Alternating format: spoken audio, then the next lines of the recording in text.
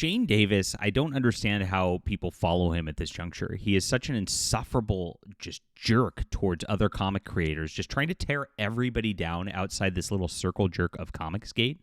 It's really, really weird. And usually Jon Malin joins in on this kind of thing, and I actually got to give Jon Malin credit on this one because Jon Malin is, again, part of this like gatekeeping fiefdom of ComicsGate where, we're the kings, right? And you only worship us. And there's a lot of weird little sycophants who do follow these people who are really not into comics, let's be fair. This is not about comics. It's really just about their little drama shows all the time.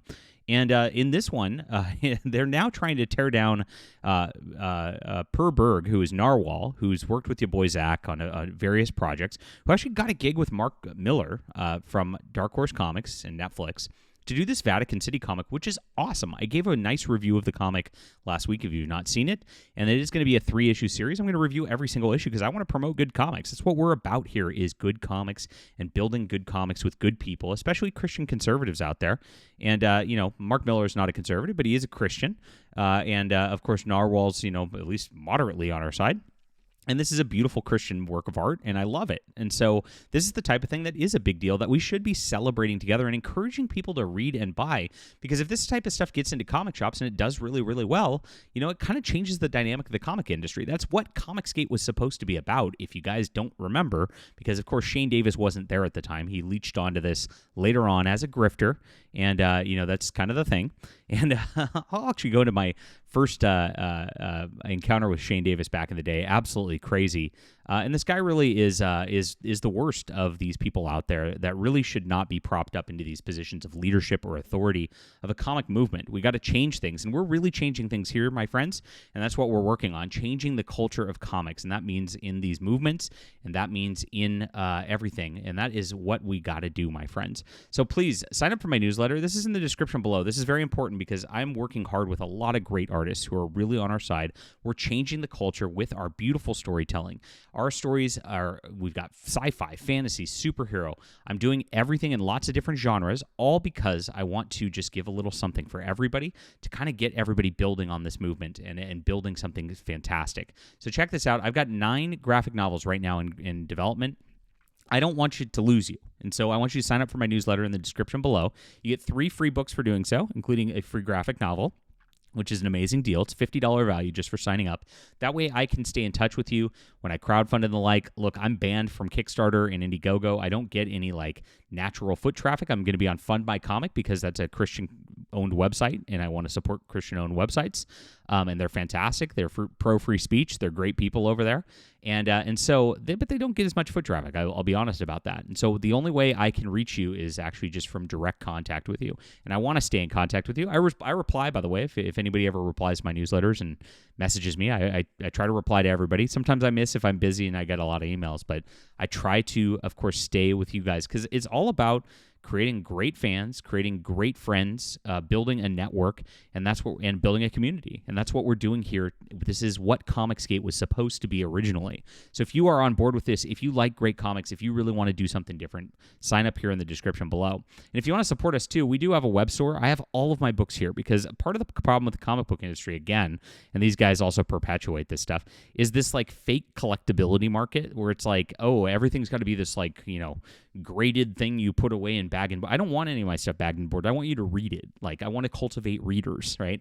I have some variant covers on my campaigns and the like too for collectors. I'm not just ignoring anybody, but this is the main goal. The primary purpose should be readers, and that's what we do here. So all of this stuff is available on my web store, and of course, I've even got ebooks to make it easy for you if you're in Europe or whatnot and don't want to pay shipping. This is a great way to come in as well. So yeah, we're making a big difference, and we're doing things differently all the way around from what these guys have attempted to do, which is basically perpetuate the same crap in the mainstream industry that you saw before. And that means a bunch of things. One, they try to make a false collector's market with these campaigns where it's you can't get it now, and it's all fake because, of course, you can get it on the next campaign or the second chance or the variant or the third chance or the next variant or, it's just ridiculous. I mean, if anybody buys into the collectability element of it, I got a bridge to sell you, right? So they're doing that and aping the same style as the mainstream industry because the mainstream industry lives off of a pay pig model. They want people to buy these collectors collector's issues for like $150, $200 rather than like just actually buy the new stories. Because I've heard from comic shop owners that they only believe like about 30% of comic people who actually come in actually read. It's a really big, scary thing right now. It's not like that in Europe with comics. It's not like that with Japanese manga. It's not like that in the book market where I read a lot of books too. It's only this spot, and it's created a lot of that toxicity and exclusivity where there's not a lot of people involved in it anymore because you just can't get in on things, right? It's very, very hard to like, oh, well, where do I start at this juncture even, right? And so that's been a big problem. They are perpetuating that. Number two, it's a gossip whisper network of just this like catty, infighting, angry people all the time. And that's exactly what's been perpetuated. ComicsGate became a microcosm of the mainstream industry. Marvel and DC Comics are run by a whisper network who try to shut everybody out, who's not one of them. They try to destroy people who aren't one of them. It sounds very, very familiar, right? That's exactly what this ComicsGate group does all the time. If anybody does pretty well, you see Eric July doing well, or Yellow Flash doing well, or even NARWHAL doing well in this instance, they try to just diminish you, demean you, destroy you. And that's exactly what these guys do because they're bitter and they're talentless is what it comes down to. This Jon Malin cannot draw. I mean, I don't understand why people buy his stuff whatsoever.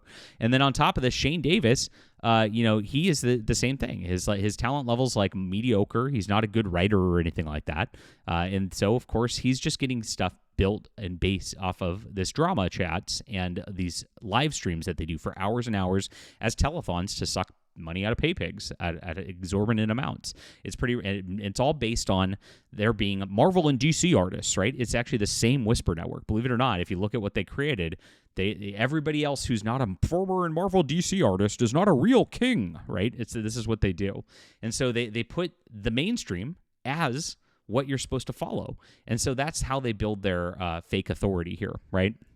And so they don't like that NARWHAL actually is getting into a mainstream comic and a mainstream comic shop. Vatican City, working with Mark Millar, one of the best writers of the last generation, one of the few people who actually inspires excitement out of his comics. The guy made Civil War. He made Kick-Ass.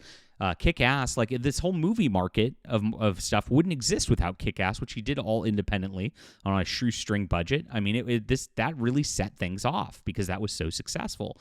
And actually, the Avengers movies are all based on his Ultimates comics too, right? And so if you look at what like he did, his storylines are the ones that endure. He's a really, really talented writer, and the fact that NARWHAL is working with him is absolutely absurd.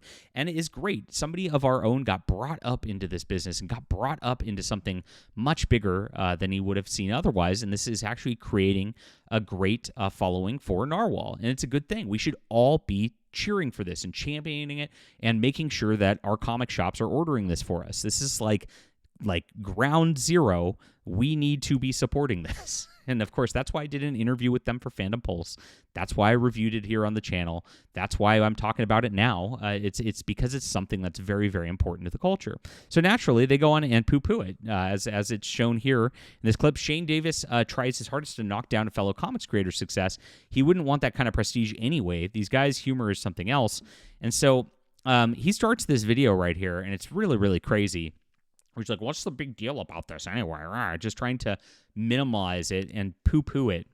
And Jon Malin, actually, like I said, to his credit, because Malin's usually like on board with just trying to, he's doing this with Yellow Flash on his live streams yesterday, going, it's a big failure. It's like, we're 3 hours into his campaign. What do you mean it's a big failure? He sold 1,200 books in this first day. Okay, John, sure. Ridiculous. These people moving the needle and moving the goalposts is just so absurd at this juncture. And so they just want to tear down everybody else because they're not building comic book fans who actually read comic books at this juncture. And so they tear down everybody else to make sure nobody gets out of their little network. And that's exactly their strategy here. That's exactly what Marvel and DC do. That's their strategy too. Make sure nobody gets out of that little network of comics. And it just diminishes the audience over time rather than building something up. Very, very sad. And that's exactly who these guys are. So Malin actually pushes back and he's like, it is kind of a big deal. He's working with Mark Millar, who's like a big deal. This is it's owned by Netflix, and they talk about it being creator-owned or not. And then Shane tries to poo-poo it because it's not creator-owned. It's actually owned by Netflix, which is interesting. Millar, his deal, Netflix owns everything he writes, right? And so it's my understanding, and I'm not sure exactly about this, but he doesn't even take money from these books. and all of the proceeds, like in the profit, goes to the artist, from what I understand. I believe he said that before. Correct me if I'm wrong. Now, good guy and on-time books, right? And so NARWHAL's going to do very, very handsomely, much better than he'd do on his own with anything like this. And he's going to get paid pretty well. And I know that Millar makes sure that the artists get paid very, very well on these Dark Horse books. He's said so many times, because he really wants to support the artists. So this is a good thing for NARWHAL, and it's a wonderful thing overall. So Shane, of course, just like tries to knock it down at every single level. And no matter what, it's like the next goalpost is like, oh, well, it's not creator owned. Okay. So everything's just negative all the time. And why? Because it's not controlled by the little ComicsGate network, and therefore he has to tear it down. It's really, really sad. Now, Shane Davis has a lot of problems. I first encountered Shane Davis back in the day. It was actually when he was doing his Superman Earth 1. And I used to attend Comic Cons and everything all the time. He had a table set up, and I noticed this like weird guy sitting there, and I was a J. Michael Straczynski fan, and I was like, oh, I liked that book. And so I had Shane Davis. I was going to commission a Superman drawing from him, just kind of support the guy. He seemed weird, off base. Like he was on drugs or something at the table. Like, I mean, he was like hardly even there. And of course, this is the ComicsGate, like proto ComicsGate. So he charges me. He says he'll get it done over the weekend. I commissioned it on like Thursday, and like so Saturday I come back. Oh, I'm sorry, man, it's not done yet. Barely can talk. Like I said, he's drunk or on drugs or something. Then on Sunday, same thing. Like it's like he's hungover. He's I'm sorry, I'll ship it to you. He had 4 days like to do this like sort of thing, and it's like not like he had a huge line at his table or anything like that, so it's not like he was huge in demand. He just didn't do the work, and this is exactly what ComicsGate does, right? So eventually, like I had to hunt him down, and like I started messaging him like, what's going on? He eventually just refunded me my money like months later, like took a loan on a commission for a Superman sketch. Unbelievable. And this is exactly like the ethos of ComicsGate, right? If you look at it, all these guys leave these campaigns open for years, never get their work done, and they're just a bunch of train wrecks out there who just get drunk on live streams at night when it's supposed to be a culture war thing. When ComicsGate started, we looked at the mainstream industry and we saw these are like abject evil people right here. They are pushing the SJW woke agenda, LGBTQ crap, white replacement, anti-Christian stuff. They are the antithesis of what we're doing, and all their stuff's political and anti-Trump. And so we wanted somebody who was going to fight against that and actually build something, and actually build something different, and actually create stories with like different ethoses, and actually have real heroes be heroes again, with real values again. And that's exactly why stuff like Vatican City stands the test of time, because it does have real heroes who are real Catholic heroes who are fighting against evil vampires who want to suck the light out of the world. That's kind of real. That's actually what's going on right now, right? And so we expected this out of the ComicsGate leadership. Unfortunately, because Marvel and DC matter so much to the comic book people, like because these guys went in there and said, "Oh, we're former and Marvel DC pros," they followed those guys and blindly followed them into just this abyss of just like the same crap that the mainstream industry does. And so that's exactly what you're getting over there now, and it's very, very sad. They're trying to tear down Yellow Flash. All they do is just bitch about Eric July all day long, and it's really, really sad. Bitch about Common America and Tim Lim and them as well, myself. I mean, these guys are just really, really sad. And it's really, really sad to see them trying to tear down this, which is actually the most important, coolest thing that's come out in a long, long time. So I urge you guys to pick up Vatican City #1. I love it. I think it's great stuff. Congrats, NARWHAL. I think you did great work here. And guys, please do get to my web store, pick up some of my books. You'll love them. These guys tried to hide them for years. They don't even, they don't want you to find the alternatives. That's why they try to tear everybody down. And so we've done very, very well despite that. I'm actually selling around 1,000 books a month. These guys have no clue because, like, if it's not on their little live stream network, they don't know what's going on. And so it's been a lot of fun over here as we're building. And I know we're just getting started. We're a small channel. We're building up this movement. Get in here, grab one of these books today. Just get what speaks to you. I mean, I've got a lot of different stuff for a lot of different people intentionally. And make sure to sign up for my newsletter. Super crucial so I don't lose you guys, because you never know if I'm going to find you with the YouTube algorithm again or anything like that. This is very important to be here. And I've got a Discord server, which has a great community of comic fans as well. We've got the community here. We're building it, guys. This is something to get excited about on the positive level. And thank you for being here. Really appreciate all the readers. We'll be back soon.